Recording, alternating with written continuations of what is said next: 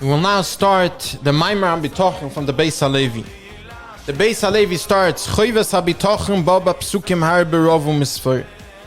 The idea of the Choyv HaBitachon, the obligation of every Yid to have Bitachon, we see in many Psukim. And more than that, someone who has a lack of Bitachon, says the Beis Halevi, actually has an Avera Gedoyle. And this Avera, of course, is part of the fact because someone who's lacking of Bitachon is lacking in Amunah, is mevatel mitzvah in Amunah. And as we saw in the Rabbeinu Avram and Rambam and Rabbeinu Bechaya, that a person who does not have Bitachon has a certain level of fear that kicks in. And that fear is again, oiva the lav of Ishamalechap and Tishkach. A person has to remember that the only fear there is to have is from HaKadosh Baruch Hu and nothing else.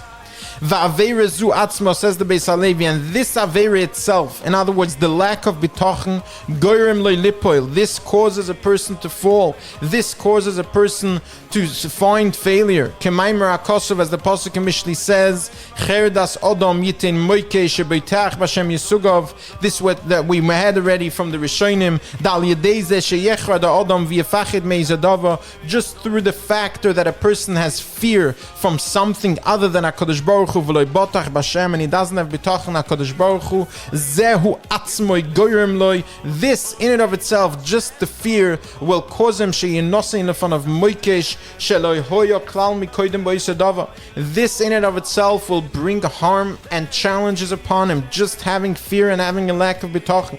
However, the Pasuk says that if someone does have bitachon, not only will he not face new challenges, but it will save him from challenges that he's already facing. He'll also be saved from any challenge that he's facing at the moment.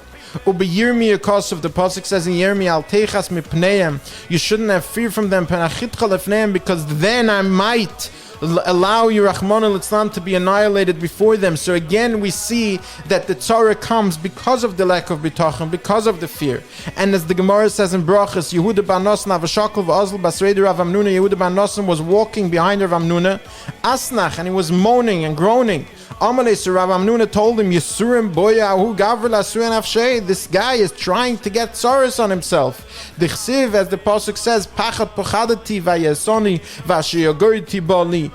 From the pachad itself, just from having fear, this is something that could cause tzaras to come on him. And of course we see here that just in the first statement that the Beis Halevi makes on bitachon, he combines the Choyves Havavos and the Rabbeinu Avram and Rambam, whether it's from the Psukim or from the mere fact that we see in the Choyves Havavos the clarity that when a person has a lack of bitachon, Rahman al-Islam HaKadosh Baruch Hu is meiseh ashgachasim me'olav, HaKadosh Baruch Hu removes his ashgacha pratis.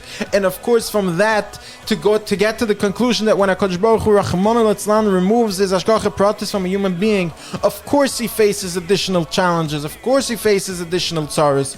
So not necessarily do we have to say it's a punishment, but it's an immediate cause and effect. If a person loses that ashgacha pratis, of course he faces more challenges.